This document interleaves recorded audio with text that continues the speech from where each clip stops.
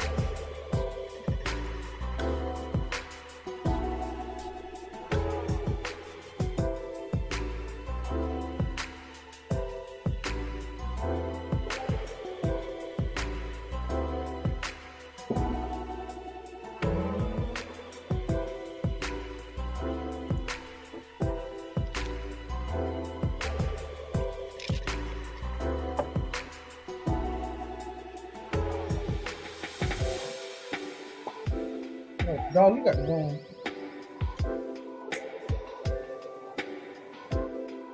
We live.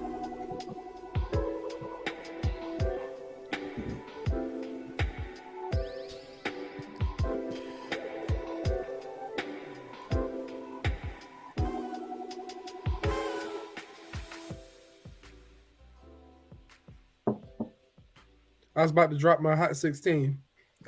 Hey, you might as well go for it, man. Help me put it back I'm on. good. Don't nobody want to hear that. Don't nobody want to hear that one. Oh, it's a warm 8. I might have a hot 2 for you. Up here, Jay-Z. Out of here, yeah, nah, the dude in the corner. Hey. Good morning. Good morning. Welcome Saturday morning to another episode of the Book of Man. It's me, your boy, Jay Sims. I made it through another week. Glad to be back to see y'all today. We got a special guest, but first, I'm going to bring in my co-host, as always, Doc. How you doing this morning, brother? Fellas, man, Jay, I'm good. I'm always good, man. I'm just happy to be here. Happy to be able to get on here in the mornings. You know, spit out a little knowledge, help some folks improve themselves so they can improve them families. Special shout out to our guest, Julio ATL. You know, everybody already know him, but you know, I'm gonna toss it back to y'all so we can give away for our guests. Man, y'all know who it is. We welcome to the Book of Man broadcast for the second time. He came and joined us on Thursday. Dropped some knowledge on us. Now he got to come back Saturday. Say he got some more for us. It's none other than Julio ATL, straight from the gutter to the great. My man, Julio, what's going on with you, brother? Chilling, man. I'm happy to be here. Everybody don't know me yet. I need everybody to know me. I need everybody to go out, pick a copy of this book up, and I need to get to the right people to turn it into a series. So, hey, if y'all watching, come across it, let's make it happen. First off, let's all right. Tell them about the book. Let's do that first. Let's stop playing games. Tell them about the book. What's the book? What's going on with it? Hit them with the knowledge about it. All right, so I was helping my wife and my son when we were homeschooling in the depths of the pandemic. I want to say it was like the first 2020 when it first happened. It was some school assignment. He had to come up with characters. So I helped them come up with the characters, the whole story, and it hit me. I could turn that into a great book. And it really just, I don't even like to sit down and read. It's not, I understand the importance of a good vocabulary, reading, you know, all this good stuff. It's just not something that I particularly like to sit down and do. I wrote this book. Really, it was just to sit down and get to it. I would hit roadblocks like anybody else, and I just would finish it. I just kept, because consistency will pay off. finish it. And what I did was I looked at how I wanted to write it, and I felt comic book style. Kids could relate to it, easily understand it, and I can get the message across. And then it's a space that you don't see black and brown people overly. There are characters. There's Blade. There's another book, Sans something. I can't remember the exact name of it. I'm sure y'all Black seen Sands. the Black Sands. Black Sands. Black Sands and Company. Black Sands, and they're doing amazing things. But there wasn't a whole lot of black and brown and really black characters that looked like black characters. It was always something with them, not the hair, you know. So I made it look like my kids at the time. Now my kids are my youngest is changing how he wants his hair. I may change it later in the series, but right now it is what it is. But wanted to depict them. Had the artists setting them pictures of them. They did an amazing job making it look like them. So if you look at pictures of them and thing, it looks just like them. Fantastic job. I just had to go out and ask questions about, do you know people that can help me do this? Right. And Facebook was amazing. I got to a person who has a company that helps you publish, where I own everything. I own my IP. They just helped me put it together and showed me, hey, do this. Now all the marketing, I got to work on that. That's on me. But as far as the book process, that's where it is. What's the name of the book? The Awesome Adventures of Jaden and DJ. I wanted to put their name in the title. I wanted to basically brand it as them. It's nothing else it could be. It's them. Mm-hmm. So you've given... give us a quick synopsis of the book and where we can get it. All right. So this book is just an introduction. What it does is it introduces you to powers that they come across. And it brings in these generic characters come out of a comic book inside the comic book. And they go on this adventure. It teaches about people looking different than you, the things that we're dealing with as Black people, how people respond to that. You don't see it to the end, but I think it moves along great. It's a great story. They're very funny, like they are in real life. And that's really it. Please go check it out. You can get it on Amazon. If you search it, you have to actually put in the full name, because I don't have them type of followers yet and people buying it. So you actually have to put in the whole name, The Awesome Adventures of Jaden and DJ, and it will pop up. You know what? You'll see a matter of fact, let me go ahead and show everybody what you're working with. There you go. All right, so you'll see that cover pop up, and also you can buy it on my site. And for that one, it comes directly from me. I have copies. I mail them and ship them out to you. ForesightATL.com. Go on there. You can buy merchandise. They're actually the first little area when you go on the website that you would see. You click on that, and it'll take you to their merchandise that I have so far for them, as far as the book, and the book as well. Sweatshirts. I don't have it really for adults. I just made this for adults, but for teens, or small teens, not big teens. Small teen, young teens down to, I don't know, little kids. Shirts, T-shirts. Who's the target audience for the book? This is going to be from a young men, ages what group, boys, girls, everybody. Who's going to be the target audience for this wonderful piece of artwork you got there? I mean, it starts as little as when they start reading around third, where they start really getting a good grasp, because I didn't write in a high level high school verbiage. It's where a little kid that's third grade can understand it. They may not get all the references, because some of the references you and I would get, and maybe some middle school kids, but it's for any comic book lover. If you love comic books, this will be for you as well. So it could be 88, and if you enjoy a comic book, the story is definitely there, and you get it that they're not superheroes, so you're not going to see them swinging and throwing stuff like Spider-Man out of their wrists, but you'll get it if you like comic books. So or just stories in general. A graphic novel, good graphic novel. And I think you hit a good demographic, because, as an educator, that third grade level, they like to read stuff like Dog Man and Diary and this of is Wimpy where inspiration Kid. come from. Watching my kids read those. Exactly. And the best way to get children, I'm going to say the best way to get anyone to read is to read things you're interested in. Right. So you got to start somewhere. And this is an excellent place to start for anyone. It's a real life story. It's based on true people, real people. And, we've known each other for a long time. We know what kind of man you are and the things that you put out. So it's definitely a positive thing coming from positive people. So y'all go out and support if you can. That's right. Yeah, I try to be positive. I mean, I'm gonna say I'm gonna be me. Y'all know me. I'm gonna be me, and it may not come off the best way. So my thing, and I tell my wife, my kids, and anybody, don't take how the person is saying, take what they're saying. So take out whether they're yelling, take out whether they're using curse words, take what they're saying and listen to what they're saying, not how they're saying it. I know delivery plays a big role, but listen to what they're saying. Yeah, sometimes we got to put our little egos and our little emotions to the side and actually take in the information being given. I know that's harder, easier said than done for a lot of people, but there's a lot of times we miss good quality info behind our little feelings because of the way somebody said something to them. I always tell folks, in my other job on Sundays, when I preach to the masses, I tell them, the message that you get from a person is like an envelope. Now, if you went to your mailbox and there was an envelope in there and it had greasy fingerprints on it, it was burnt on the corners, and it was halfway torn, would you throw the letter away? Most people will say, yeah, but what if inside that letter was a check for $1 million? So what's inside the letter is what matters, not the envelope it came in. That's right.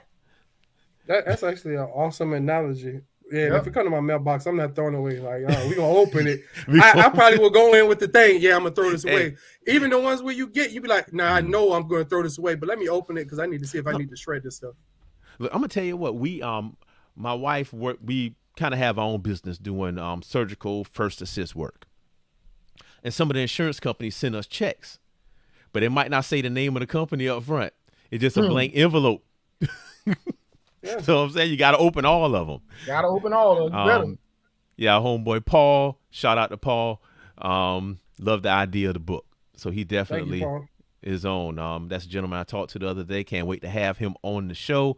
Talking about crypto and some other things. It's gonna be really good. So you moved up to Atlanta. You've been doing a few things out here, and clicking online. And your picture and your face show up here and there. Now you're getting articles. Tell us about the article, young brother. Let the world know. Put them on the screen, Doc. Show them what he's doing. There it is. Hey, look at it. Look at it. He's thinking about stuff, boy. I tell you. And his beard is straight. It's cold out. Yes. Straight out of my own personal wardrobe that day. Making hair and makeup, i.e. my bathroom. Hey. Yeah. Listen, first off, we know it's your personal wardrobe because you're wearing an Atlanta Falcons hat, and only true diehard Atlanta Falcons fan. Yeah, only true diehard Atlanta fans let themselves get filmed and photos with the Falcons hat on. Hey, bro, I take the good with the bad. Hey. Oh boy! But do y'all notice the shirt? Peep the hoodie in there. It's HBCU. Now the thing that's unique about that hoodie is I have literally every HBCU in white across that hoodie. Every HBCU, and I showed love. Not that I'm trying to come up off them because I seen what they did to Amanda Seals. I'm not trying to come up off them. I'm showing love to the Divine Nine.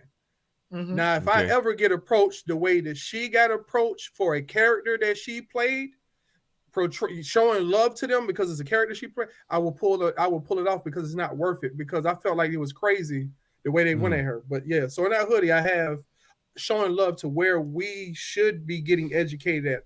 I'm not saying pass up Harvard, but HBCUs are a great look. But the article, we'll come back to HBCU in a minute. Yeah, I can't tell you how I got to do the interview. I'm not sure. I'm not sure how that part played out, but I do know I did the interview. I hit some people that I thought would know about it. Our friend Tia Acker. I hit her up because I know she does a lot of interviews. I say, hey, what do you know about this? She said, oh, it's dope. Go ahead and do it. All right, cool. Because I didn't know anything about it. I researched to make sure it was real because I'm like, you hitting me up? Like, why would you? Like, I know I'm important. Everybody's important. I didn't think I was that important. Now I understand it's not Forbes magazine or anything, but they showed me love. So I did the interview. It was great. I thought the questions that I got were great, and They did a good job of putting it together and actually making corrections that I had to make in the article. But yeah, overall it was a great experience, and I loved it. You know what I'm gonna say about what you just said about what you thought about yourself, and this is something I had to learn over the years, and I'm still learning it. That the world doesn't view you the way that you view you, Exactly. and that could be positive or negative. And in this case, they saw the true you. They saw past what you see in the mirror every day, and they see what's really there. And the hard part that we have is that it's hard for us to view ourselves the way that the world does, especially when it's in a positive context. Go ahead. Go ahead. No, go ahead. No, I was gonna say, for me, honestly, I do see myself where I should be there. I just didn't think I had enough behind me to warrant anybody to say, "Hey, come do this." I got ideas out of the wazoo; they just not executed yet. So I think I'm awesome for it. This is the lane I want to be in. I want to be a full-time content creator. I'm just not there yet. But I just didn't think the world, people outside of your little circle that would clap for you no matter what you did, would show me that type of love. First off, in the realm of content creation and really anything, if you put out a solid product, somebody gonna see it sooner or later. And somebody, it just take one person. That's one thing about the world. Yeah. It just take one person to see you doing something that they like. Yeah. That can change your life and theirs. And you got to keep doing it, man. I mean, like us with this. It's been days, I know, them Thursdays after work, we be tired. But we still got to get that book study out. Still got to keep on going. That's how you build that momentum, that mass time velocity. The amount of things you do times how many times you do it. That's how you build that momentum. So you're right, man. You're right, Jay. That's how you got to do it. Yeah, consistency will pay off. It really will. But you got to stay to it, even when it gets tough, and it feel like the whole world is just boo-booing on you. Just keep pushing, bro. That's it. And it's gonna always be the next thing. Like you did this, and you're gonna keep working and working and working, and something else gonna come. You might not be ready for. But I'm like Cuz told me. My cousin told me the answer is yes. Yeah. You know what I'm saying? The answer is yes. You always say. My cousin said, I don't care if we don't listen. We out here, we doing work. I don't care if we don't know how to do it. Somebody come to you asking about some work. The answer is yes. We'll figure out how to do it later. You don't wherever else. If the answer they come asking about some work, and, it's legal, it's right. The answer is yes. Do you know? I don't know how to build a house. Somebody called me today. Hey, man, can you build a house? The answer is yes. Oh, I'll hire some people to do it. That's right. The answer is yes. So you did the interview. You're gonna do the next one. Keep pushing. It's going, like you said, you didn't expect that to come. No. But you was doing what you want to do. You're doing your thing, and it came up. So keep on pushing. Yep. And I wish you all the success in the world, and I appreciate you coming on this platform and joining us this morning. Oh, definitely. I'm happy to be here, bro. Oh yeah, well, Julio, I got some questions for you, man. Reading the article, and you said you served in the Air Force, married, children, working to try to make something happen. And in the interview, you said that after 5 years of working in this media company, they let you go when the pandemic hit. What was your mind state during that time, knowing that, as men, we carry a lot on our shoulders, a lot required of us.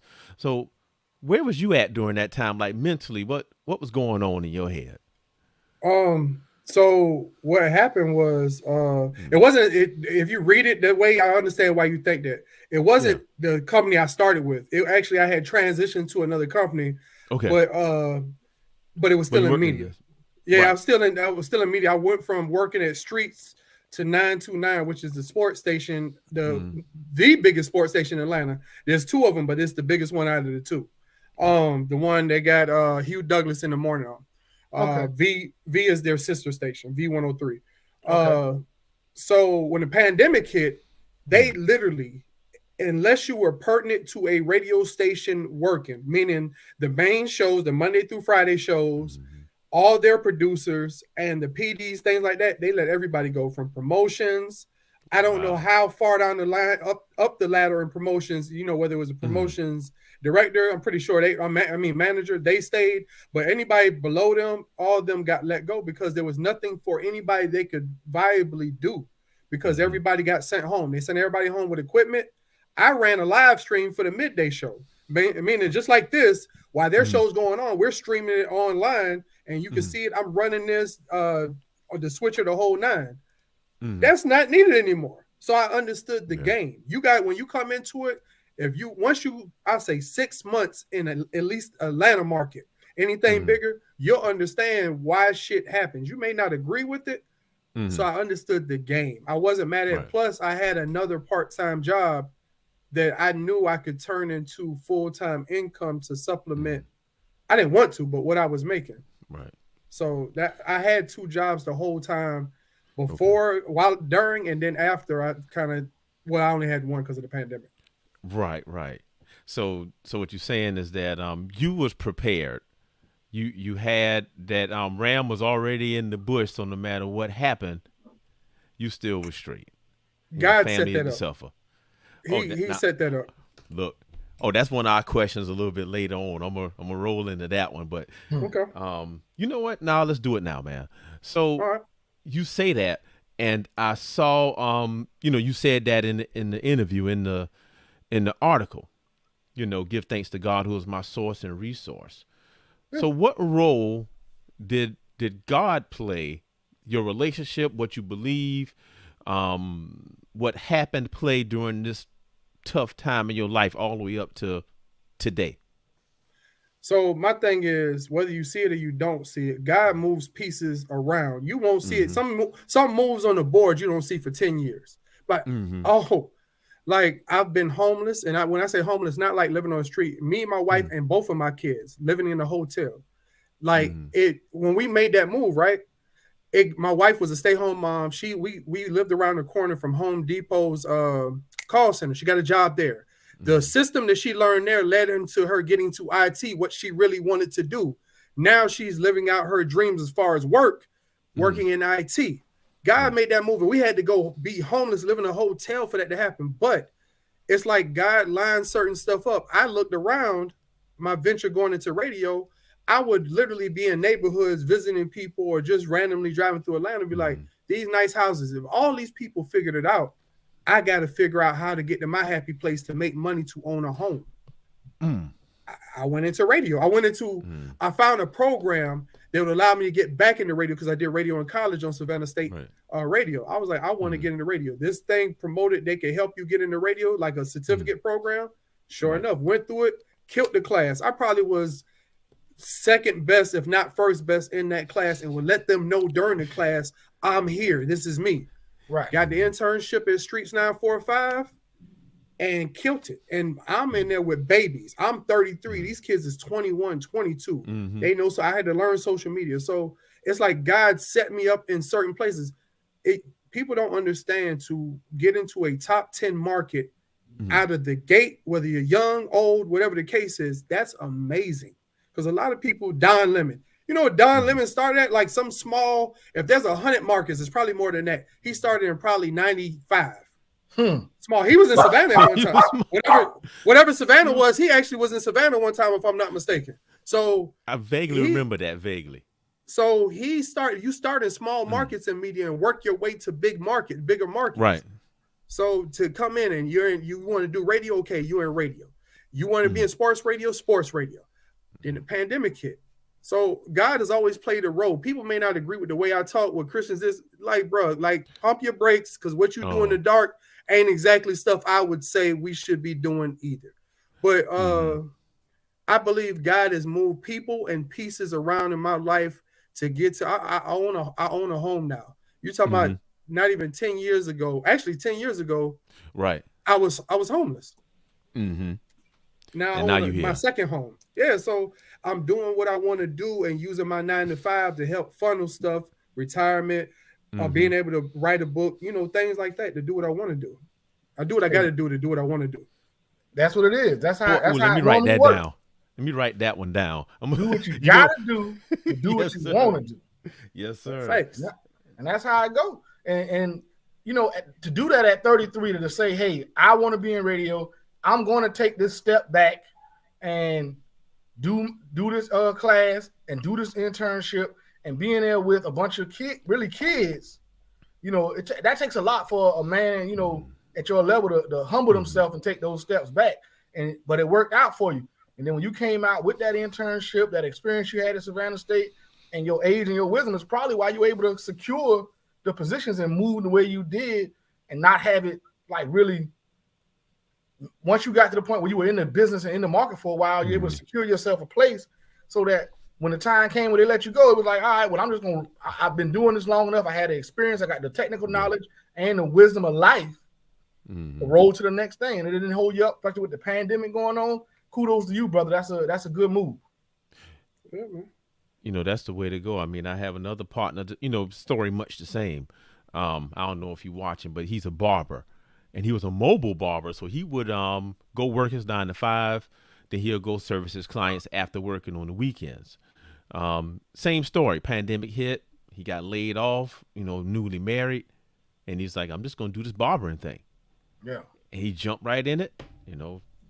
Whether you're religious or not. I mean, y'all know where I stand. A way was made for him. So definitely, same story with you, man. I love it, man. It made me so happy. It made me so happy to see the success. I will say this though, and this is just me and my wife and the things that we have learned.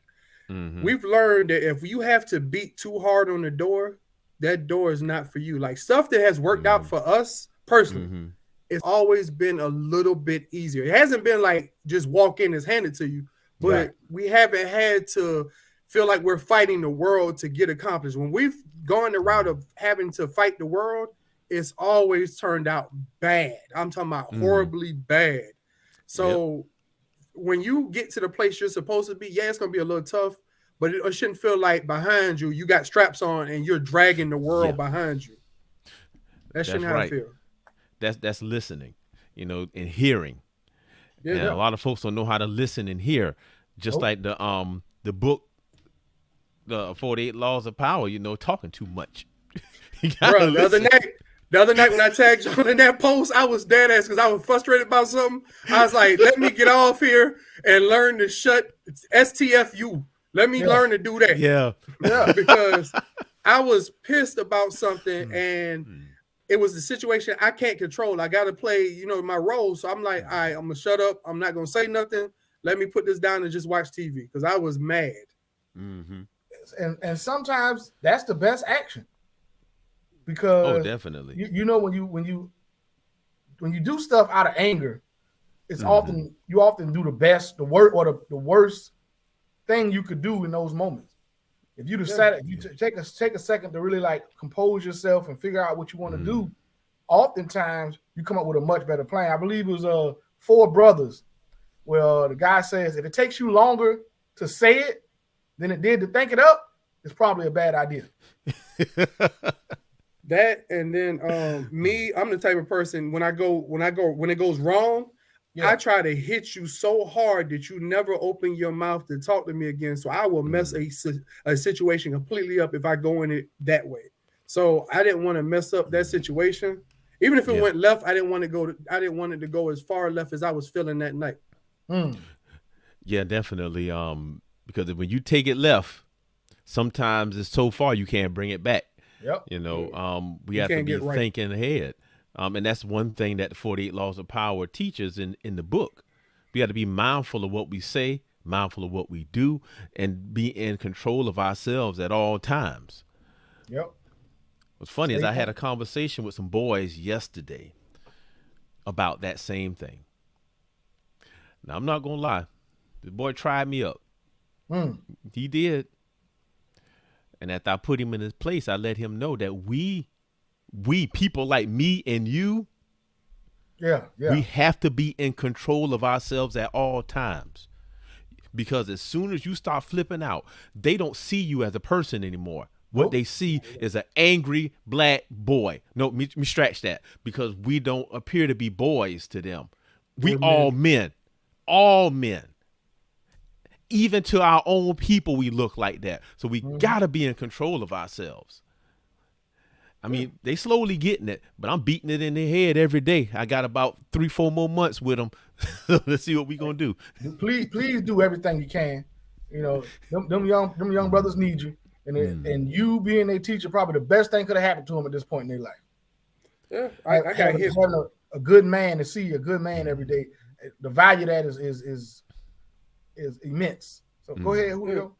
I was gonna say I got hit by, y'all remember Coach Witt? I got hit by Coach Witt. We still got a relationship to this day. Yeah. And he was like, basically, you're doing great in life. You know, I'm proud of you. I was like, well, thank you for the role that you played in my life, because no matter what anybody could say, he was a coach. He played a part, and he was my high school coach. So actually, really 4 years we had a relationship, but 3 years you were my coach at some point. I may not agree with every coaching decision and things like that when it came to me, but that's just me looking at it from my point of view. You saw what you saw and you did what you did, but nonetheless, good, bad, or otherwise, you played a positive role in my life. Not a role, because you could be a bad role. He played a positive role in my life. Yes, sir. So I had to thank him for it. Oh yeah, and that's something I think that's probably an exercise we all can do, is take a minute just to go back and thank people that played a role, and more important than that, remember to thank them. You might not go necessarily seek them out, but when you speak to them like you did, and you thought, and you was like, let me thank you for what you did. We got to be mindful of that. I don't know if we don't give people their roses enough. No. And I tried to, like, if y'all, like, in the article y'all read the part, I actually thanked 3 of my mentors, and I sent them the article. I didn't say why I sent them. I say, hey, check your boy out, because how they responded let me know that they read it. And 2 of them have responded saying, hey, thank you for giving me a shout out and saying that you played this role and you really did, bro. Like I said, we may not get along all the time. I may not like your answers. You may not like mine. But thank you for the knowledge that you gave me, because it was me in there. I'm like this, they like this, and I want to butt heads with them on certain stuff. And I had to hit my head a couple of times to learn, now, ain't how you do it. So it was a learning experience, and I hit my head a lot of times to learn how to maneuver in that world, and the things that they taught me are priceless. Right. Yeah, we have to put our ego down sometimes. You do.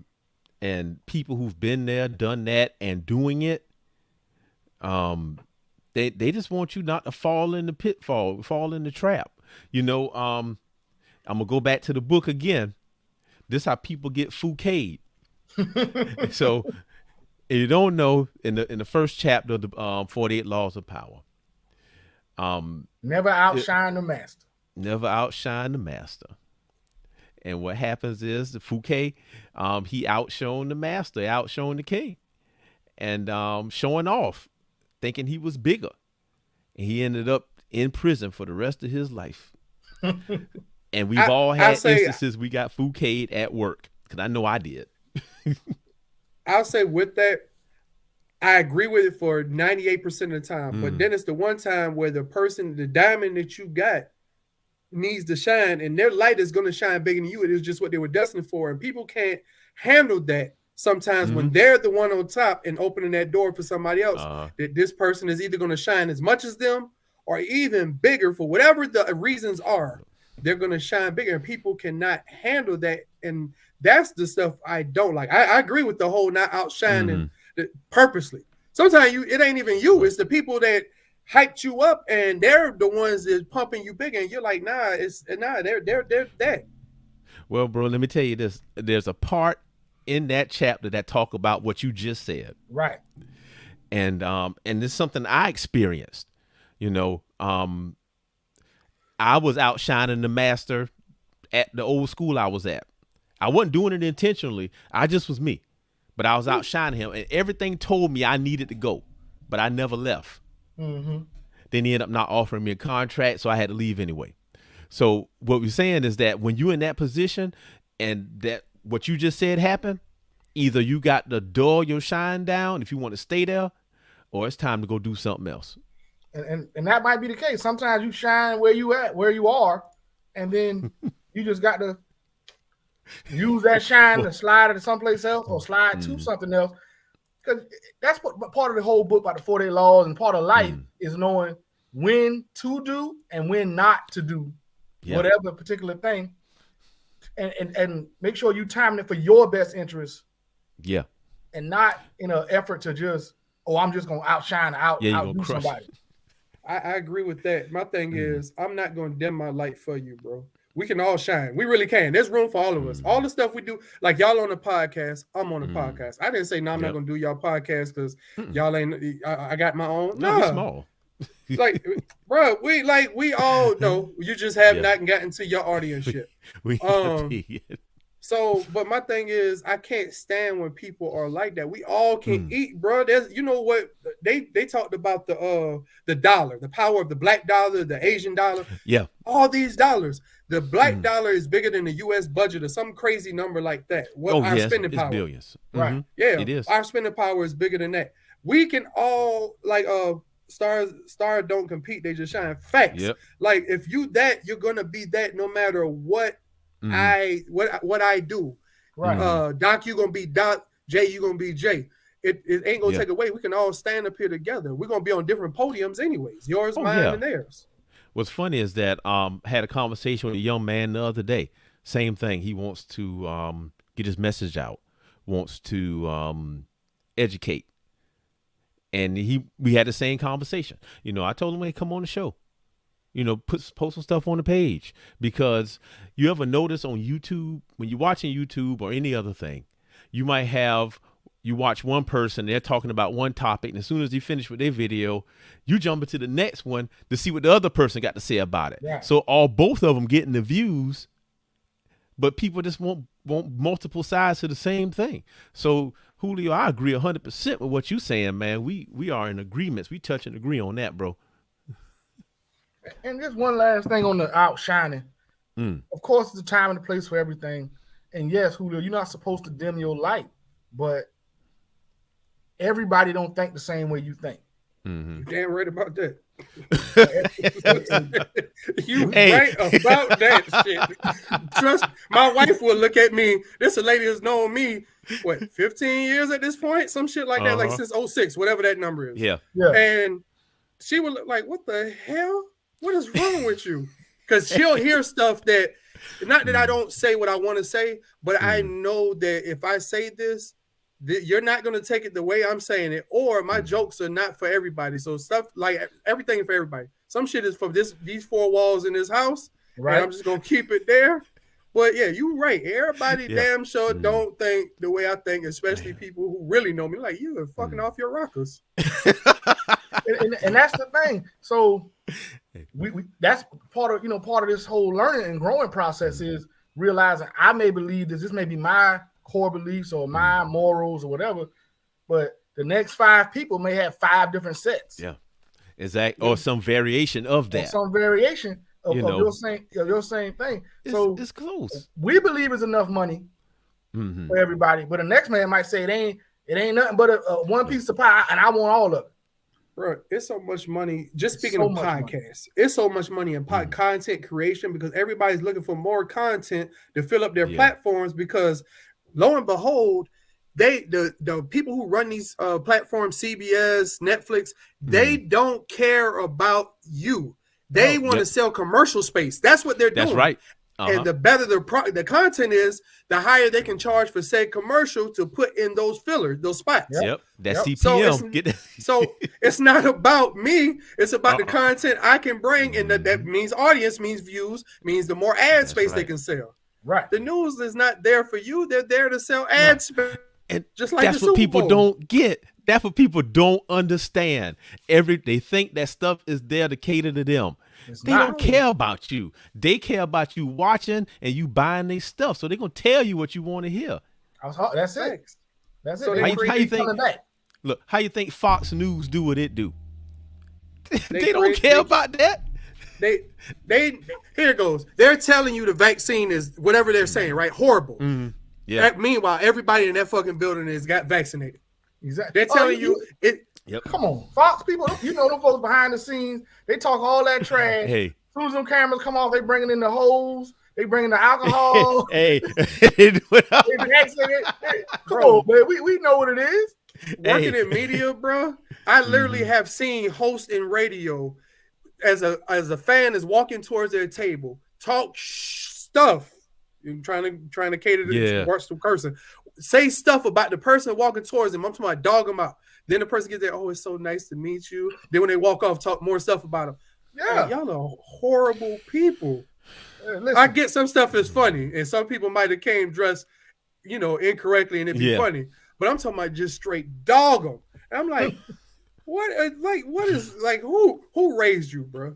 I forgot who trademark Carlos Miller. Who raised you? Who raised you? I think that's him. Maybe stop touching. That's TK Kirkland. Yeah, TK Kirkland. Who raised you, bro? I want to give proper, props. Yeah, to get credit where it's due. Right. Yeah. Who raised you, bro? Like, Carlos Miller, black men don't cheat. Shout out to Carlos Miller. No, black men don't cheat. No. That's C to God. Carlos Miller is stop touching shit. No. See, the God got black men don't cheat. He got it. Carlos Miller. Oh, okay. Well then, because I actually have a shirt that actually says "Black men don't cheat" based on hearing it from him. But if it's from Carlos Miller, I'm with that too. I actually met that brother. Yeah, he dope. He's dope. Yeah. And he doesn't throw his people under the bus. Because I was asking some fan type questions, and somebody was doing. B. Simone did some stand up I saw. Mm-hmm. I did not think she was funny at the time. I don't know what it is now. I'm pretty sure she's worked on the craft and took it a little bit more serious. Right. I just didn't think she was funny. So I asked him about it. He did not throw this girl under the bus at all.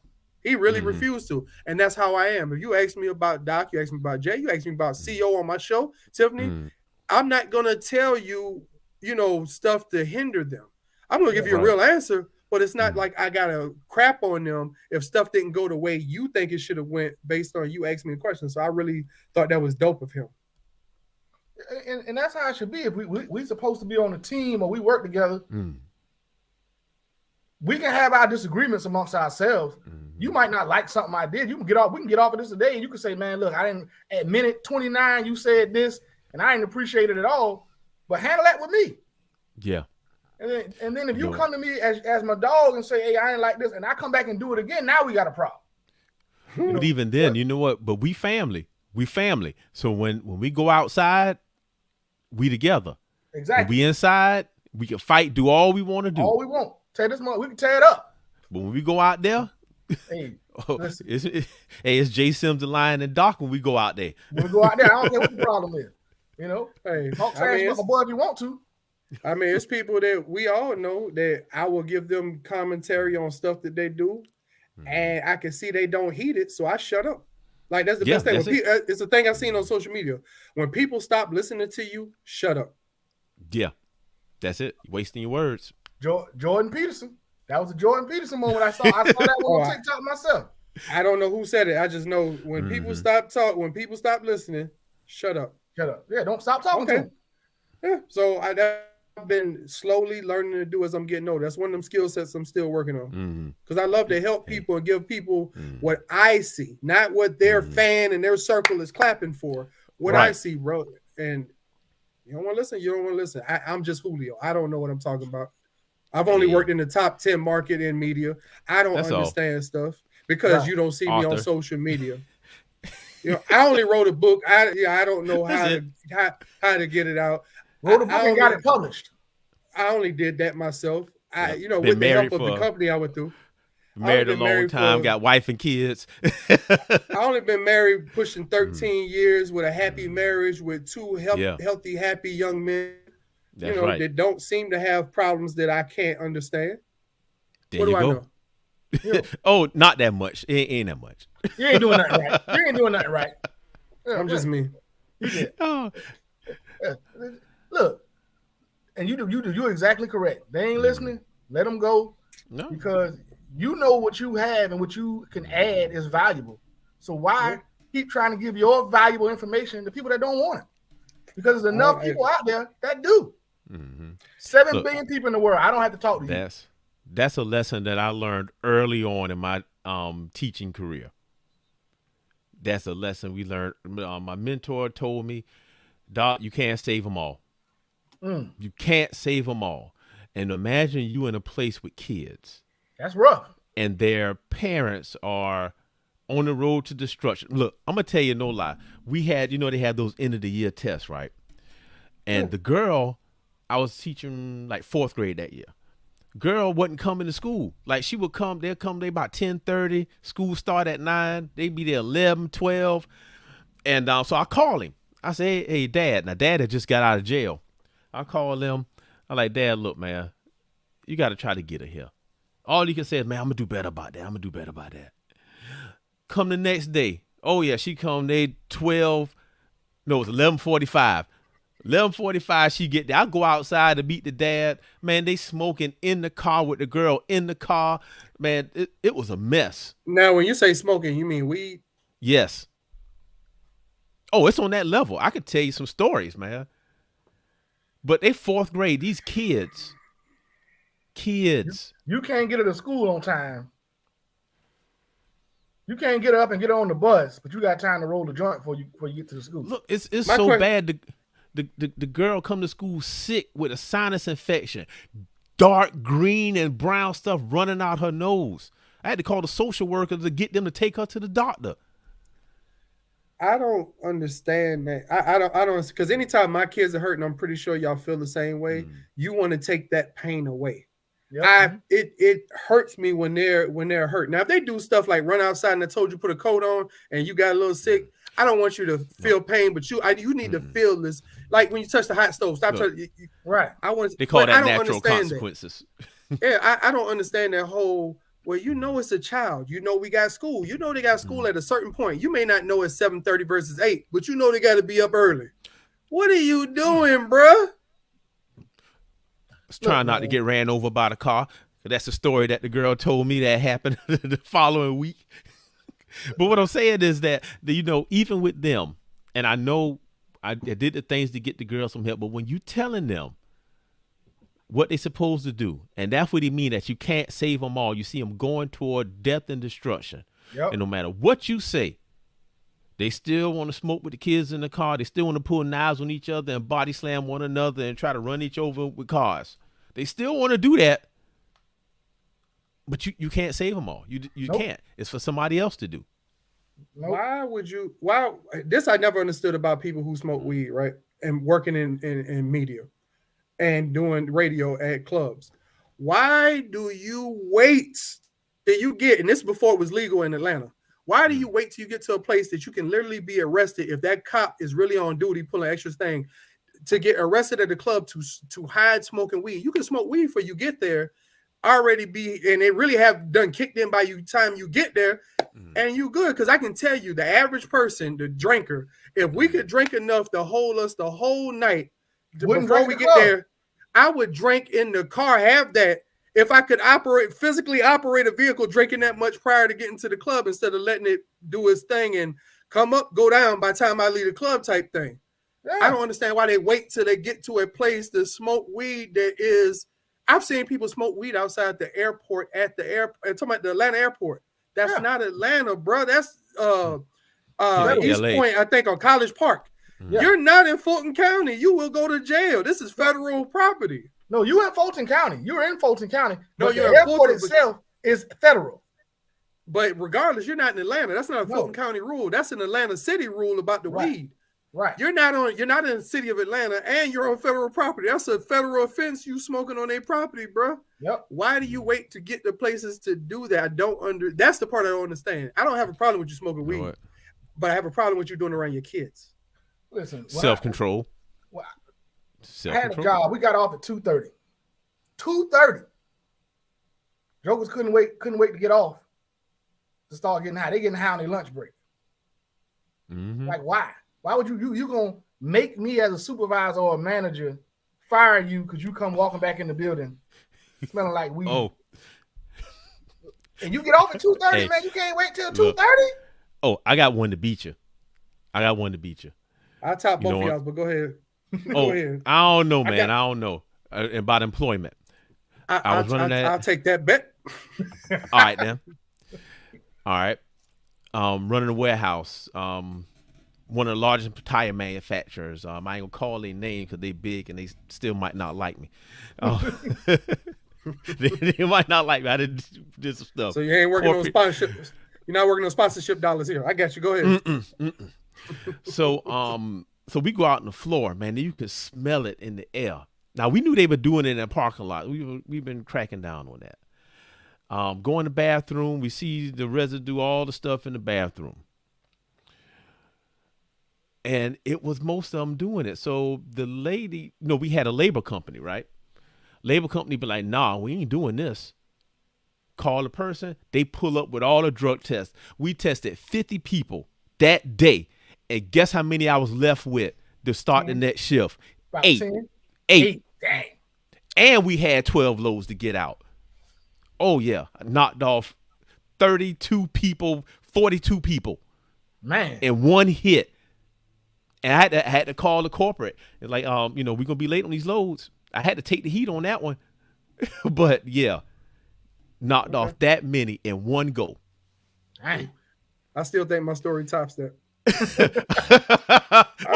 Okay. Buckle up for this one. So, boy. I have a friend of mine that works in construction. His brother was one of the people running the site.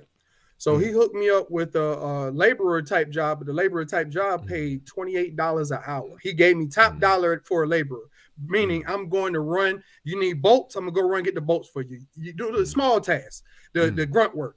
$28 an hour, and they out there building this structure. Now, I look around, dudes is out there on the construction site, literally in open air, smoking weed. They operating machinery, the lifts that you going up 60 feet in the air, crawling, crawls. They're doing this all while smoking weed or have smoked weed. And then at night when they would get off, one of the dudes out there that I knew, he had access to narcotics supposedly. And he would sell it to a guy who worked out there. And I'm not talking about weed. I'm talking about the stuff that you can cook up or sniff, that type of stuff. He would get it and then sell it to the dude at nighttime. So we had functional crackheads and functional people smoking weed on a construction site with real steel. Oh, yeah. I think I won.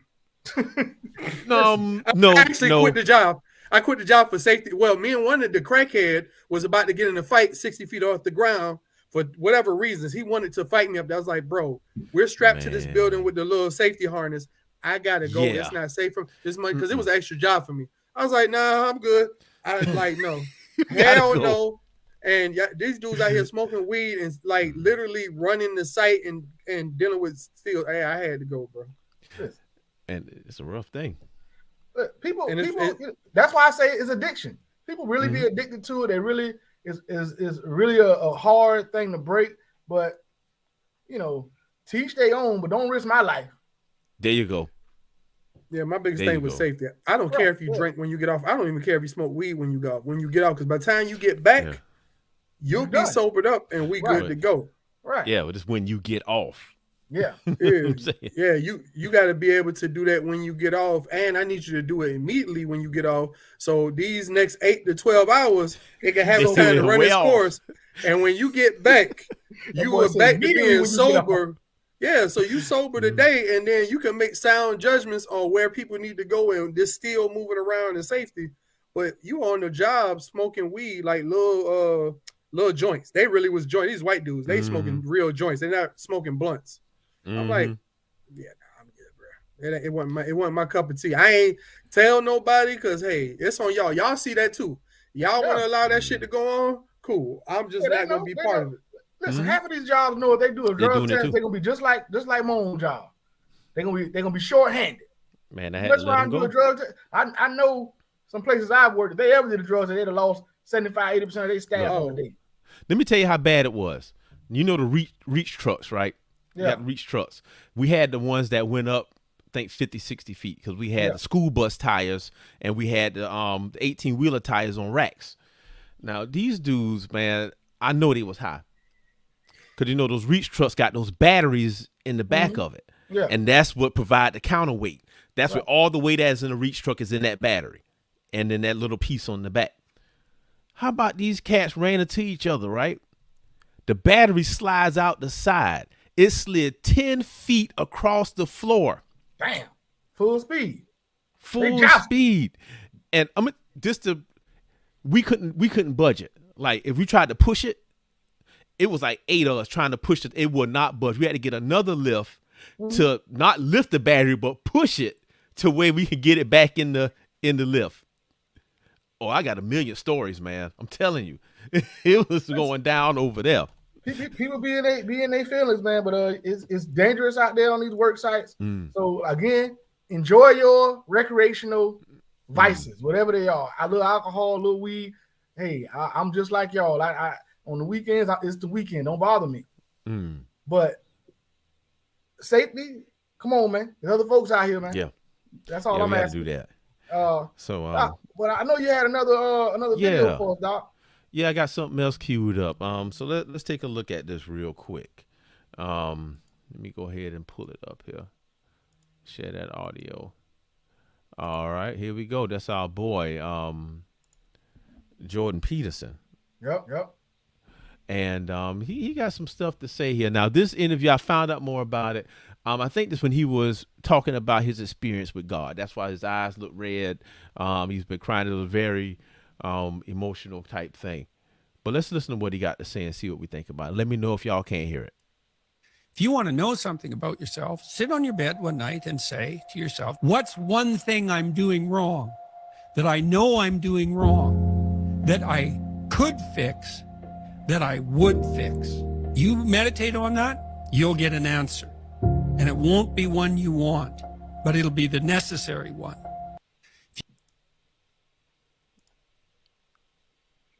That's true. That's 100% true. I've done it. I've done it all the time. I'm doing it currently right now. Have gotten stuff graded that I didn't know was being watched by my wife. She was like, I changed jobs, and my whole attitude changed, and the stuff that I always wanted to do is now happening, like having better relationships with my kids. I have a good relationship, but I didn't feel like I have the relationship that I wanted with my dad. So that's what I was trying to go for, and is trying to get out of my own way to say, I want you to do this, and start looking at what they want to do. I got to push you. We all got to push them to do greatness, but it's to the point where I'm stopping to push you more so what I want to do and push you towards greatness in the way you want to be pushed towards greatness. So just that. So I do that, and now I can tell you my biggest thing, if I can sit on the bed, is marketing for my own stuff. That's my biggest thing. I don't like it, but that's because it's a simple fix. It's a simple fix. We all got access to smartphones, and ads on Facebook do not cost a lot. Ads on Amazon don't cost a lot. You just got to do it. You just got to do it. Take out the time and go ahead and get it done. And that's what it is. Like you said, if you sit down and think about it, you definitely gonna get an answer. Because none of us are doing everything right. Hell no. Nobody's doing everything right. It's something every person can work on, whether it be mental, physical, financial, emotional, whatever. It's something you're not doing right. And if you and he's right, it's gonna probably be something you don't want to change anyway. Because if it was something you wanted to change or something you really had a problem with, you'd have fixed it already. I see this. I've been through similar things, except on a more personal level. And when I hear that, when you see things that you might not want to see about yourself and go to change it, that's where we hit the problems. We have a lot of fellas, a lot of dudes, man, that they know their behavior and their actions is jeopardizing their families, jeopardizing what they do, but they can't let stuff go. And even more so, I say this, I got a saying that says, man, I've been there. Man, go ahead and talk on that. I'm gonna bring up this other point later, man. But go ahead that route. I'm just saying I've been there where I knew 100% what I was doing was not the best thing for my family or even for myself. But I was also at the same time enjoying it, and also at the same time I wanted it. I'm fortunate that I didn't ruin anything that I valued because of it. Yeah. Because I've seen many people who don't get away. I have been lucky in a lot of things, man. Like I know I'm supposed to be here. I'm supposed to be doing something right. I try to do the right thing now because in my criminal activity in my young days, I got away clean. Got away clean. Allegedly criminal activity. Oh My yes, alleged criminal allegedly. activity. This is You're allegedly. right. My alleged criminal activity in my youth. I got away clean. I This seen is some just bad. a sample for the show. It's for Right. illustrative purposes only. I saw this person have some bad things happen to him. Saw somebody else had some bad things happen to him, and I said, "Hey, let me get the hell on up out of here." Yeah. A week or two later, who knows?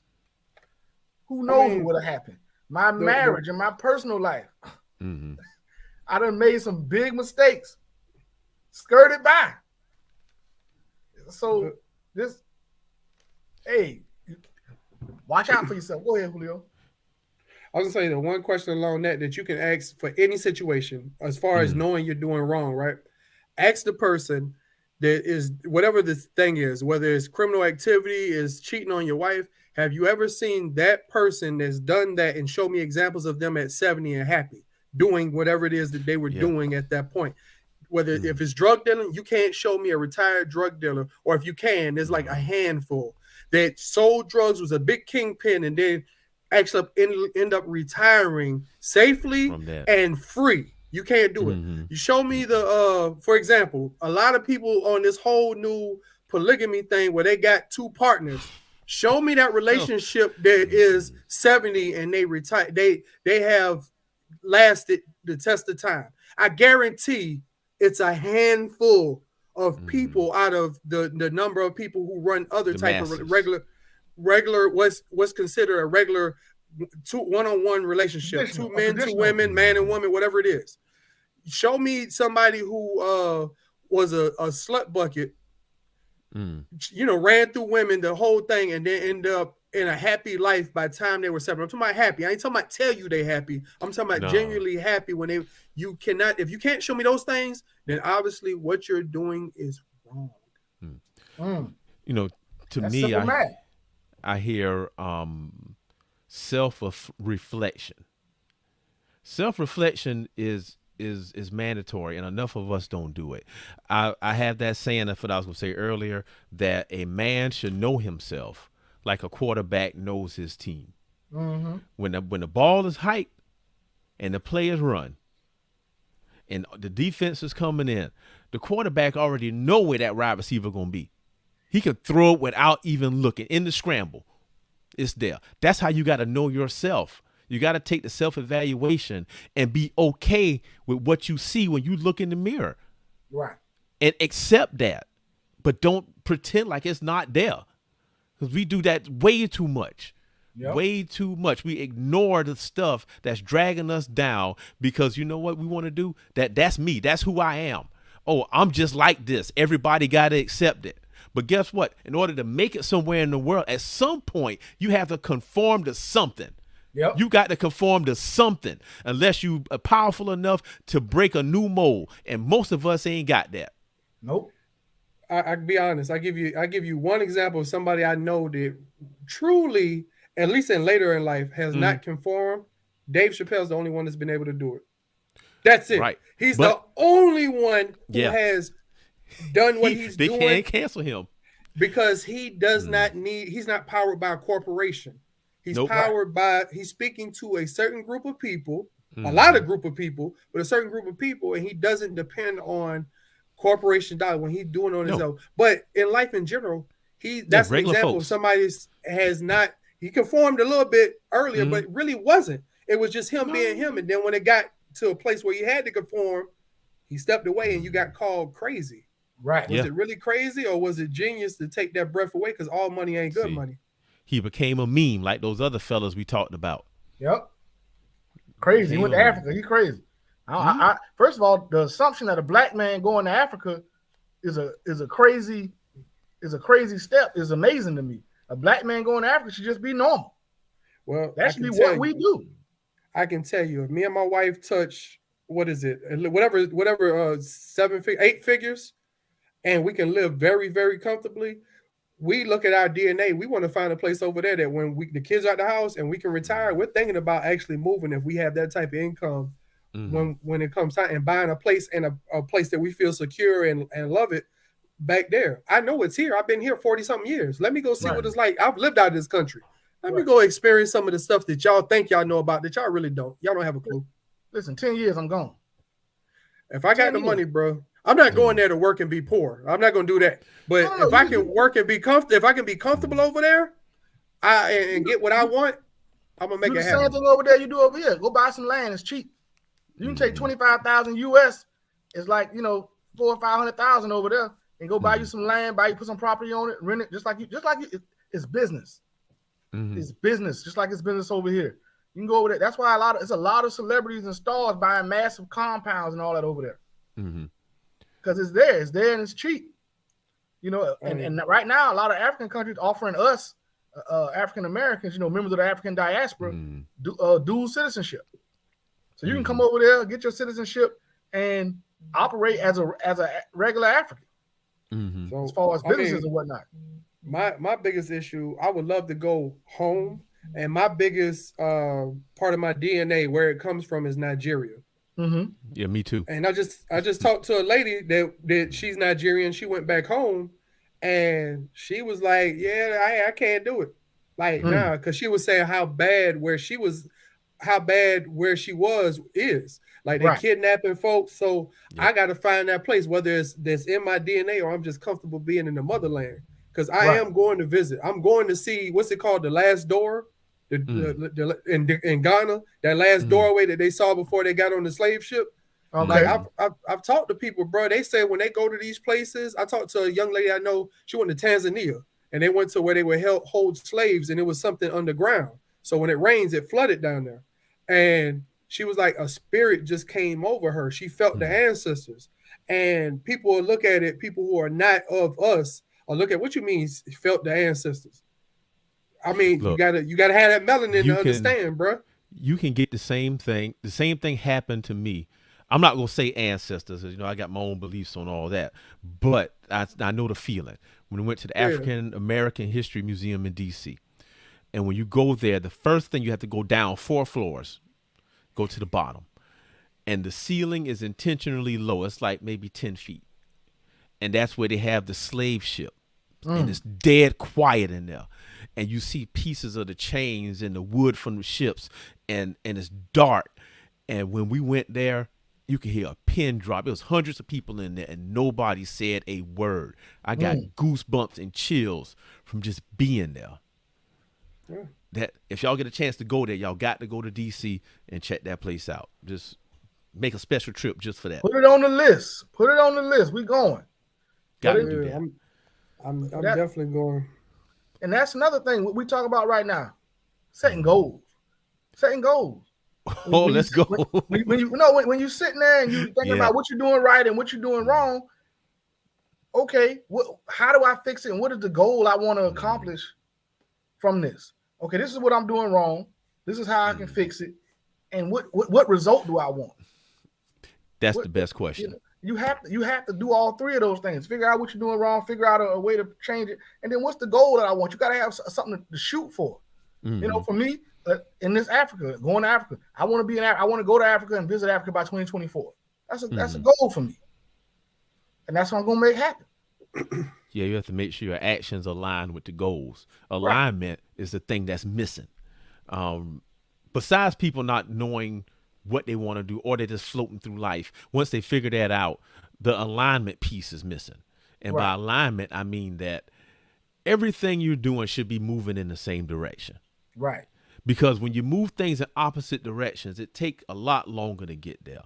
It's like if you start a business and you are washing cars, right? And you put everything into the washing cars. Then you decide you want to start another business, but you selling hair. Those go in 2 different directions. You can be good at both. It's possible. But what if you started selling car washing products with washing cars?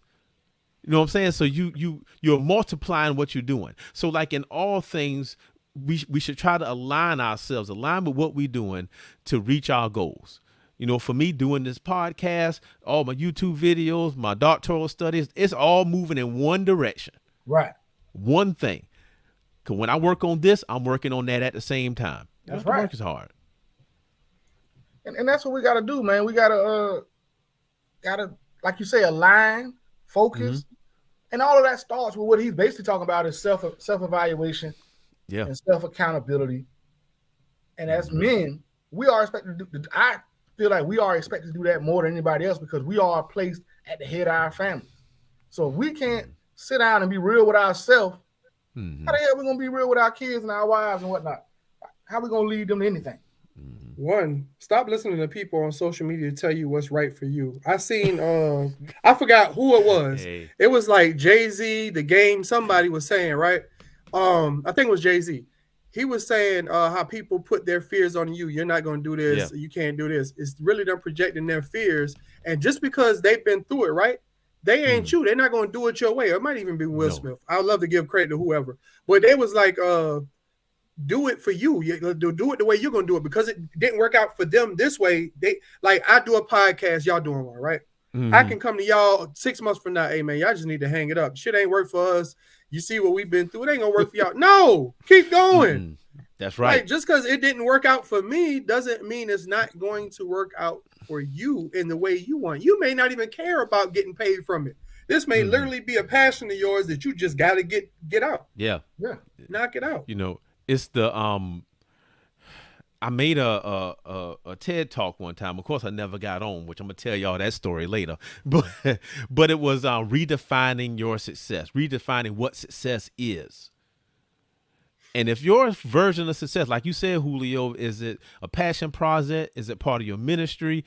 That is success, not how much the check is. Right. So you can't compare what somebody else thinks is success to what you think is success. That's what we have to learn to define what that is. Yeah. So what is it? What is it for you? What is it? I mean, that's the question I'm asking everybody. What is it? Like, for example, I'm sorry. Go ahead. No, go ahead. I got something. Go ahead. I told a friend of mine, I said, hey, and this is somebody that supports me. I said, I'm gonna sell my goal is to sell 100 million books. He was like, well, why don't we work on a million? Why would I cap myself at $1 million? Do you know what 100 million books, if I made $1 off every book would be? Be $100 million. So just multiply that. If I made 6, why the hell I'm gonna shoot for 6 million when I can shoot for 600 million? Do I think that goal is obtainable? Hell yes. You know how many people on the face of this earth? You know how many people have multiple kids? They may want to buy multiple gifts. But more importantly, I'm not capping myself at your thoughts. If I did that, I wouldn't have this house. You would have nothing. Hey, man, I need one of them machines. I'm buying one. Shoot for the eagle, bag the pheasant, never eat crow. You know, shoot for the eagle, moon, bag the pheasant, never eat crow. Here it goes. Or shoot for the moon. If I miss, at least I'm amongst those stars. And that's Benny Siegel. That actually got that one right. Benny Siegel. Shoot for the moon. You miss, at least I'm amongst those stars. Well, so, I don't know. I can't put that all over here. I heard that. I read that in many books. Well, that's where I got it from. But somebody said they got a similar goal. So we talked about, you know, whether it's a passion project, it's not all about the money. So we got an incident going on in popular culture right now. Not in popular culture, just in the news. Coach Brian Flores, former coach of the Miami Dolphins, got fired after having 2 winning seasons with what I say is a less than subpar roster and a below average quarterback, which makes it real hard to win in the NFL. Got fired, went on a couple of interviews, didn't get another job, and throughout the course of interviews, some things happened that led him to believe the hiring process in the NFL is pretty much some bullshit. And they bringing black men in as a token, you know, just to abide by the Rooney Rule, but not really giving them a real opportunity to coach these teams. So he filed a lawsuit against the NFL saying, hey, you know, this is discrimination. I believe he's giving up his NFL career for what he thinks is right. Well, at least as a head coach. Maybe as a coordinator, maybe, but definitely as a head coach is over with. No. It's done. You can't sue the job. That's why I don't get people who sue their employers and expect to have another job there. Because even if they did give you the job, you ain't gonna want to stay. You don't want to stay. They're gonna make it hard for you. Well, it's about principle, though. In this particular case, it is. If you as a man, especially a black man, knows this company or these people are actively discriminating against you and your type. Mm-hmm. Almost every history is proven somebody's gonna have to make that sacrifice. Mm-hmm. In America, it is proven that if there's going to be any change, 9 times out of 10, it's going to be a martyr involved. Somebody got to Yeah. take that bullet. Colin Mm-hmm. Kaepernick in the NFL, Kurt Flood with free agency in the Major League Baseball. Mm-hmm. It might be Coach Brian Flores with this one. Sooner or later, somebody got to make that stand. So, as black men, one, how do y'all feel about Coach Flores and his situation? Two, what do y'all see? Maybe some of his future things he can do in the future. And three, overall, do y'all think the NFL has discriminatory practices? Oh, okay. Okay, well, I guess I don't watch sports as much as I used to these days, but I do keep up with the news.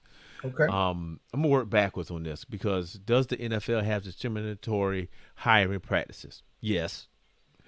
But remember, there was an article came out, a news story broke, and they said that black quarterbacks weren't as smart as white quarterbacks. Like they actually had an algorithm that said that, and this was what a couple years ago that came out that they were still doing it. Mm-hmm. So they use us for the labor, the hard work, the running, the moving, the doing all that. But in terms of positions of power, positions of influence, nah, that's not gonna happen. What do I think what he did was right? Yeah, somebody had to do it. I mean, there's always somebody that got to speak out. I agree with what you're saying. There has to be a martyr. And if it's on his spirit to take that bullet, then brother, go ahead because you're clearing the way for everybody else. And finally, this goes back to a conversation we had off camera, that, going the route like Coach Prime did, the HBCU, they could use your help. They could use your help. I think that's a good thing to do. What you think, Julio? Okay, I work backwards on this too. Do I think they got a discriminatory practice when it comes to hiring coaches? Okay, there's 32 teams, and right now there's one head black coach. Yes, it's evident. They got a discriminatory practice against one, letting own black minority owners in their club. I think there's one in Khan that owns the Jaguars. Right. Then even in NBA, you got Michael Jordan with Charlotte, but you don't have another one. Baseball, I think, has more actually minority faces on the ownership group. Like Derek Jeter's on at least Florida. I think there might be one or two more. Magic with the Dodgers. So Magic with the Dodgers. So that's two that I can think of off the top. It might be more. All right, so yes, there's a problem there. Do I think I think he had to make that decision for himself. One, he is actually younger than me. He's 40, he's 41, 40. I know he's younger than me because I remember looking at his age thinking, damn, I'm older than him. You've been black 40 years. You've been in this country 40 years as a black man. You already know what's going to happen if you do this, especially in that realm because that's the world you come from.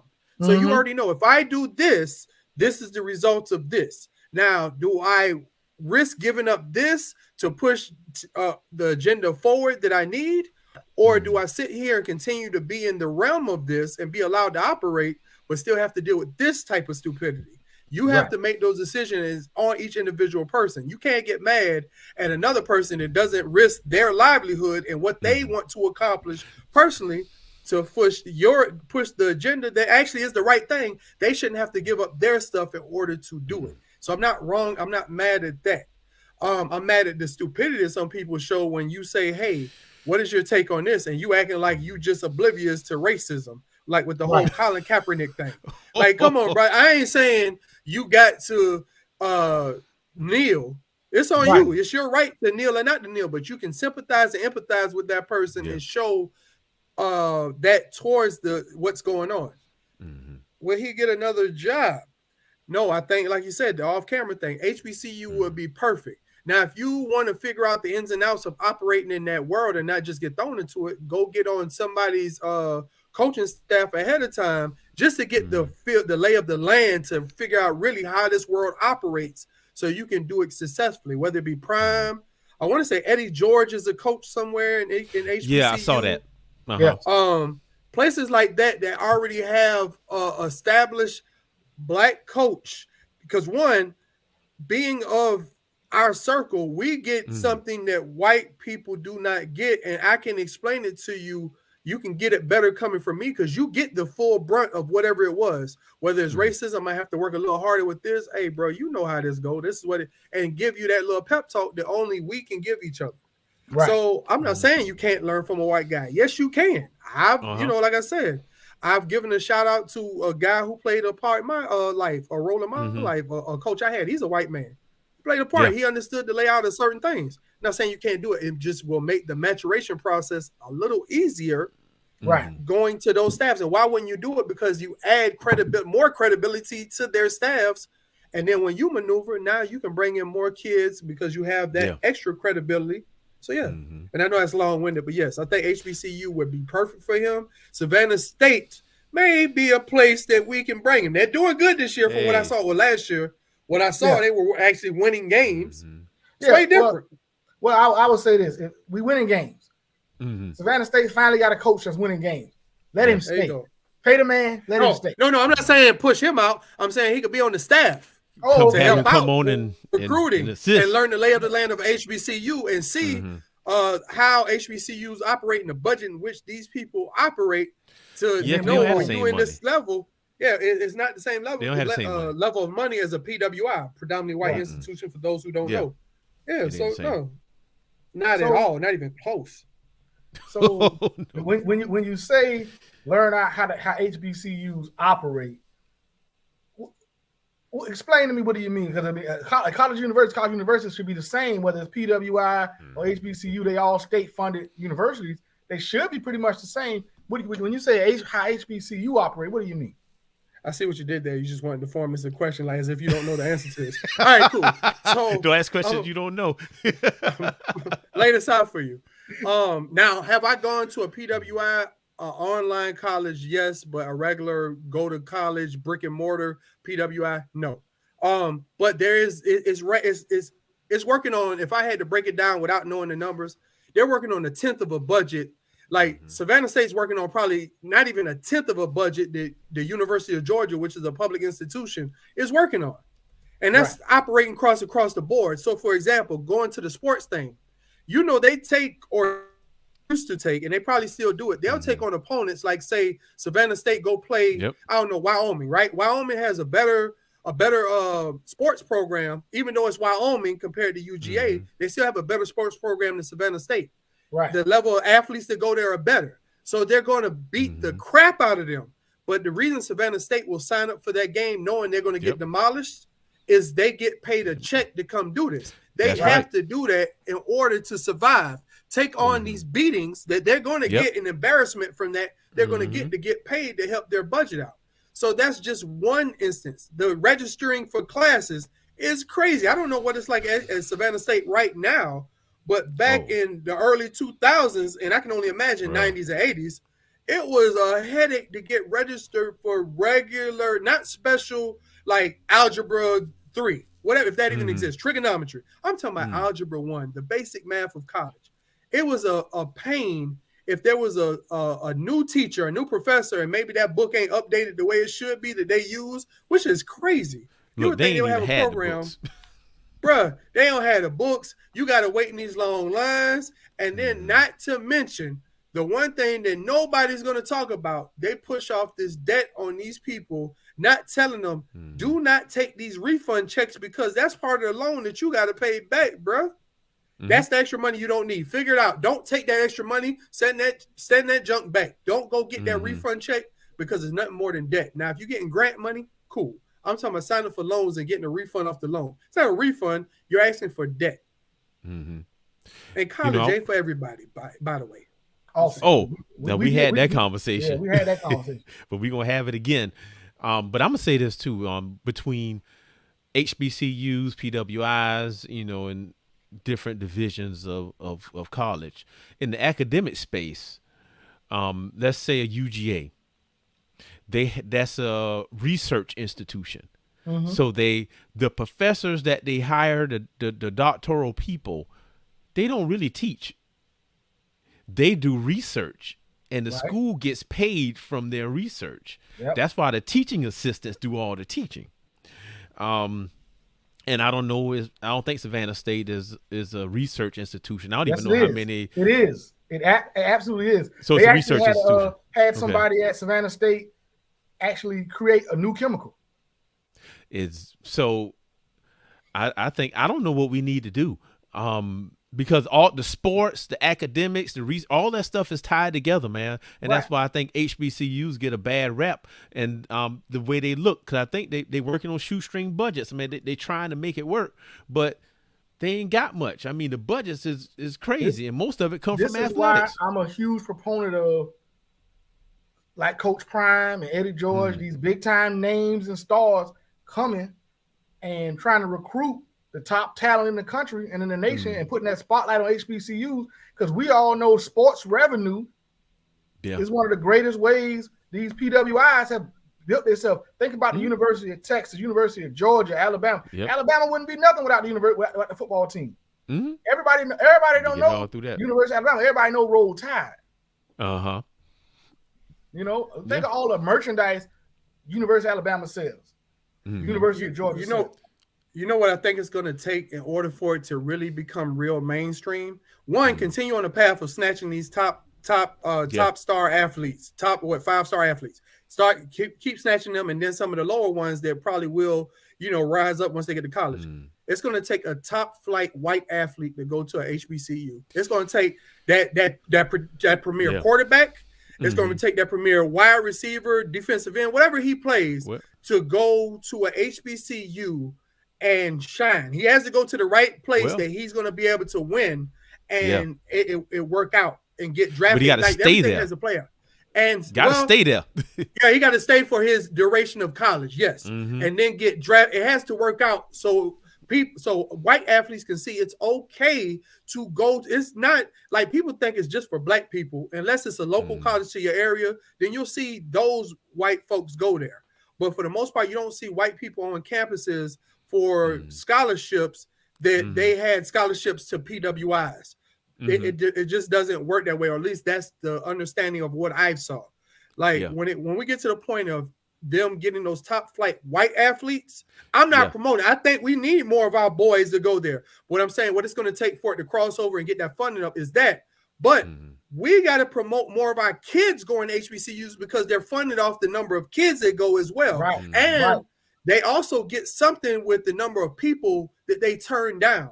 That's why Harvard turns down as many people as they do, because it's a prestige that goes with it. I'm not saying turn down more kids, but you need to get to a level where you can afford to turn down 30,000 people on a regular basis because so many people want to go to your school. So it's a combination of a lot of things that have to get there in order for it to work. I think as far as the sports is concerned, as with everything, it's about money. And we finally seeing, because of Coach Prime, we starting to see HBCUs on regular television. That means that means they can get themselves to the point where they can get advertising dollars. So that's where the SEC and Big 12 and the Big 10, all those conferences make all their money off the advertising. That's why SEC got their whole. ESPN has a whole SEC network.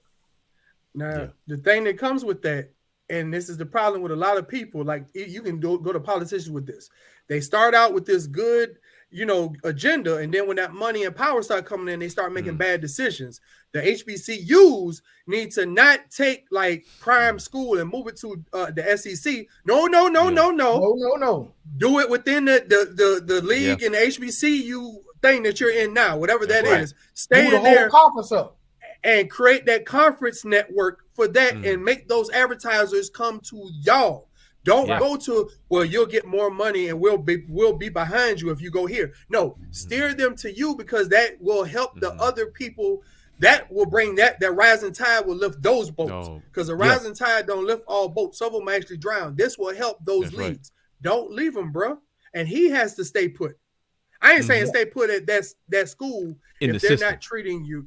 But stay in the HBU system. Whether you go to Grambling, whether you go to Fort Valley, wherever, stay within the system of a HBCU and keep helping them out, because you're doing a wonderful job. And that's all. We just want to give our kids and our programs and our schools just as much opportunity as the rest.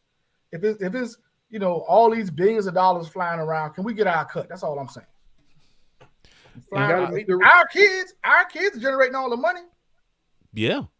Yeah. You look at the national championship. The best players on both sides of the ball look like us. Yeah. With the exception of the white tight end at Georgia. He's a monster. I forget his name. That boy was a beast. But everybody else, 19 or 12 is his number. I seen that. Yeah, 19. Yeah, he a monster. But all the rest of the best players look like us. Even the quarterback in Alabama. So, why our schools can't get that pull? I was glad to see that number 1 overall prospect go to Jackson State. We need some more big splashes like that. Yeah, and I think we just got to improve. We have to improve. And what I'm saying is that we not to match the PWI institutions, don't emulate and be like them, but improve what we already have to service the people that go there. Because I honestly believe that once we get a handle on things and the money and all of that stuff, man, HBCUs can be a big thing. But right now, it's like when you go there, you got to jump through some hurdles. Like basic hurdles that people shouldn't have to deal with. Now, I'm not going to say all of them because I hadn't been to all of them. I don't know. But I know from my experience. You jump through these hurdles. You got to do all this stuff. But then the positive part that you get out of it is the network. Because something to be said about HBCU network. You say you go there, you in it. Yep. So we got to find the value somewhere in there and find a way to connect all these things together. Well, we got to be a proponent of pushing our kids to them, at least introducing them to the idea of they can get the same type of education, which you can at an HBCU that you get at a PWI. You get the same or even better. I think it's even better for people to look like us. For example, when I was substituting, I substituted at Johns Creek, predominantly white high school. One black dude, I was like, I know he played football. We talking here in one of my classes. He defensive end. I was like, hey, so what colleges are you looking at? I don't know whether he's a star athlete or not, or he even got him. He named like Ohio State, Michigan. I was like, well, what about HBCUs? Swear to God, he didn't know what HBCU was. I had to break down what those letters mean and then what they are. He was like, oh, I never thought about that. And in my household, I got a son, just got accepted to this extraordinary high school next year that they have a different curriculum. He's going for an engineering program in high school, and they really work with 3D printers and real stuff. So I've already talked to him about going to HBCUs. Now, if he has the opportunity to go to Georgia Tech or whatever the top engineering school for HBCU is, I'm going to push the HBCU, but at the end of the day, it's his thing. How I'm going to say don't go to Georgia Tech? Are you crazy? Look, their engineering school is top tier. Top in the world. Like MIT might be the one that's above them. So, and I've been through their labs. I used to deliver to them. I've been to their lab. It's amazing. Man, let me tell you this. Your son is in that position. My son is in that same position, but my daughter graduated in December. Congrats. And my wife, they went on the college tour in Georgia. They went to the Fort Valleys. They went to, all the schools, even the HBCUs. And according to her experience just being there touring the campus wasn't good. I mean, it was like, and when I say it wasn't good, the people that's showing them around be like, yeah, they party and smoke all the time right here, but if you do it like this, you won't get caught. You telling people that stuff. I mean, it's like people just, the way she described it was like just people around just not doing anything. They just, and that turned her off immediately. So we got to fix that. Like, this is the reason why we're doing this. This is part of my reason, because our kids are lost. They are completely lost, and they are lost because the dads are lost. So by doing this, if we help that dad, he can help that kid. Right. And help them that when they get to these places, they can make the most of these opportunities. I see it every day, every single day. And it all starts at the house. It starts at the house. It does. And we have to do it. So I think that's reflecting bad on HBCUs. And when we complain about all of this stuff happening, we complain about, people don't send their kids to HBCUs. We complain about when we go to HBCUs, we can't sign up for classes. We complain about the football program is in the toilet because we just playing here and not getting advertising dollars. But guess where it started at? At the house. The people that go there. We got to get our people together and get them straight. All of them not bad. I'm going to go ahead and classify that. They are not. But in my experience, the kids I do, I'm one of the people trying to get the kids on the right path and get them focused. Because that's what the PWIs, that's what them kids do. I saw it. I worked at a school, a charter school, where it was 5 black people in the whole school out of 400 kids, 400 staff and kids. And they talk to their kids differently. From an early age, what do you want to be? Oh, I want to be a nuclear physicist. So you in 3rd grade knowing already what you want to do. Our kids don't even know that they can be a dentist. And that's a true story. We got to do it, man. But I'm gonna hop off that soapbox and get back down. Hold on, before you leave. Yeah. The people who run these institutions have to do better. I wanted to hit on this when I knew we were going to talk about this. Yeah, go ahead, throw it out. What's going on at Howard with that housing? I don't know what it is today. But you talk about 2 months ago, these kids were living in tents because they were forced to live in places with mold, like leaking faucets, all this. They were sleeping outside in October. In Atlanta, it was cold. This is in DC, bro. I know it was cold in October. And this is one of the premier HBCUs in Howard. I know people who have graduated from there. Chadwick Boseman. Felicia Rashad, and she talking to the kids like they crazy. I got all the respect in the world for Felicia Rashad, but for her to crap on those kids and they're giving legitimate complaints, they're showing you video and picture, and for you to crap on them and not to help these kids, I ain't saying give them money. Yeah, you got pulled at that school. Y'all need to get it together with these people. I am saying give them money. No, the people who can afford to, the people who got the African Americans who have made themselves success. Whether you went to HBCU or not, you around here spending money on all type of nonsense. Why not reach back and contribute to the next generation of black kids that's going to do something positive in the world? The likelihood that a college graduate, an African-American college graduate, is going to do something positive in the world is higher than anybody else. So reach back and help make a way for those kids when you can. I can tell you right now, if I was sitting on a few $100 million, I wouldn't have an issue giving $5 million to Savannah State. If I was sitting on $100 million, right? But look at this though. I'm sitting on $50 million, I'd give them $5 million. But it's more to it than that. It's similar to what they do with bills in the Senate, where you might have a bill that's introduced that say we're going to help HBCUs, but you don't know about all them little subscripts up under that go with it, that erode that original contribution. It's so much stuff, man. It's like red tape. That's insane. But what I want to say about that with the housing situations, to me, what it seemed like is like somebody who bought a new house. And when you buy the new house, it's new. 20 years later, to you, it's still new, but it's 20 years old. And you ain't fixed nothing. You ain't did nothing. The time just keep rolling.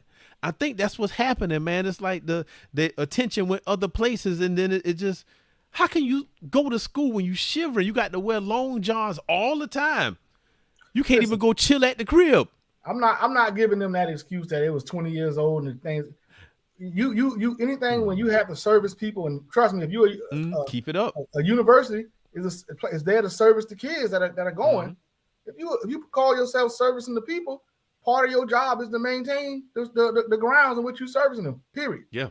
What were you doing with the funding? It's the people who control the funds. What were you doing with the funding? Like, because you have a budget set aside and maintenance is built into that budget every year. That's right. Any place that runs a building, maintenance should always be built into that fund in that budget.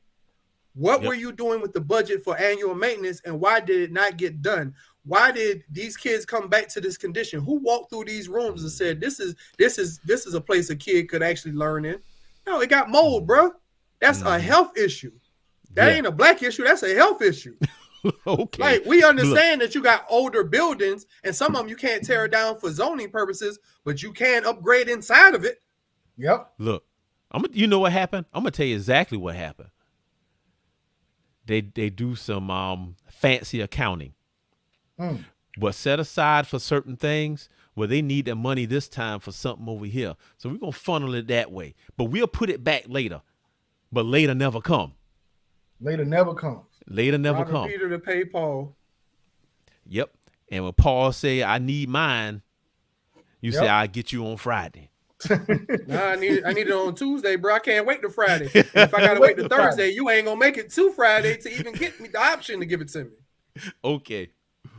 Like, but yeah, that was my biggest thing with stuff like that. We got to work on that, putting the right people in place in these positions that will act accordingly and not let money and a little bit of power influence the right thing to do. Not the right thing for them, but the right thing for the situation.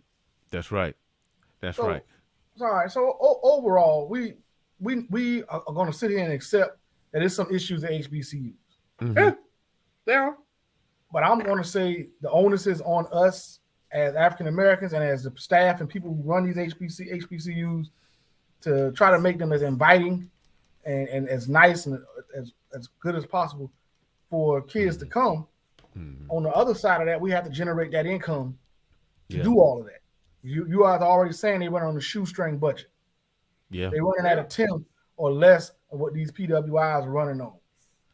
And a lot of that revenue is generated, from all kinds of places, sports, research, all kinds of things, just the notoriety of the university. I mean, University of Georgia going to be University of Georgia because it's the flagship school for the state. It's the biggest brand school in the state. And that's normally how it works.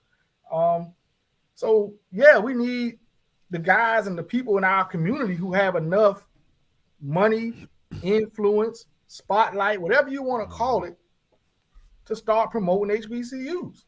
That's right. And promote the HBCU, go and invest your time and energy. People like Deion Sanders, they don't need the money.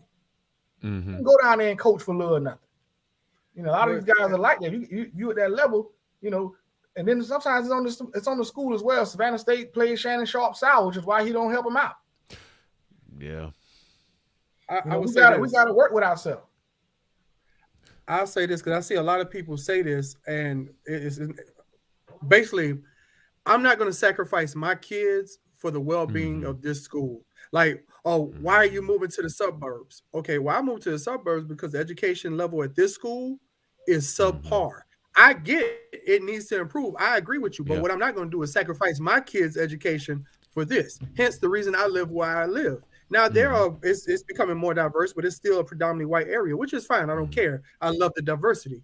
But what I won't do is say, well, my kid needs to go here because it's HBCU when everything else is subpar and he can get the same education and be in a better environment to help his learning process over here at Georgia Tech. That's what I'm not going to do. I'm a proponent going HBCU. Whatever, if he wants to be an engineer, whatever the best engineer HBCU, that's where I want him at. But at the end of the day, if you ain't up to this, I'm not putting my kids in that situation. I shouldn't have to bring down my standards because you won't raise yours up. That's true. I mean, I agree with you because we're in the same thing. I don't want my daughter going to a place where, one thing they looked at was security, where she can't be safe because, they leaving the doors propped open or the locks don't work, things like that. I mean, this is a 18-year-old female going out by herself for the first time. And I don't care, HBCU, PW, I don't care what it is. I want her to be safe because guess what?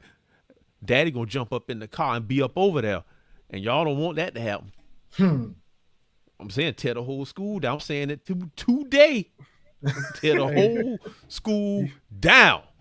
Y'all don't push past that day.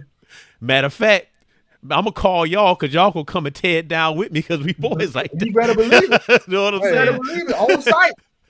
On site. I ain't got time for games. Bro, I was raised by Tupac, Biggie, NWA. I dare you to try me. Okay. It is what it is. Sorry. I'm from the generation of F around and find out. Find out. Okay. I'm just saying. Now, Listen, look. so we all want what's best for the kids. Yeah. We all want to see things that got our names and our faces on it. Do better. Coach Flores, tough situation. You know, I guess all the facts will come out as your case moves forward. You know, I wish you the best in your career.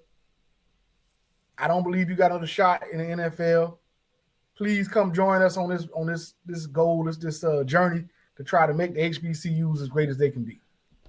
Will all the facts come out though? Will all the facts? I don't think all the facts are going to come out. We're going to hear some stuff. We're going to hear some stuff that make Flores look crazy. Like I heard stuff prior, and this was before any of this came out. It was about his coaching style. Now I didn't agree with that. Like it'd be players who are hurt. They like, oh, you hurt? You can't go on a road trip. And I'm like, what you mean? They always on a road trip. Like like you want them to be there just because they hurt. This ain't college, bro. Grown men. Like certain stuff with his coaching style, I didn't agree with. But this, like, we all know that's what it is, bro.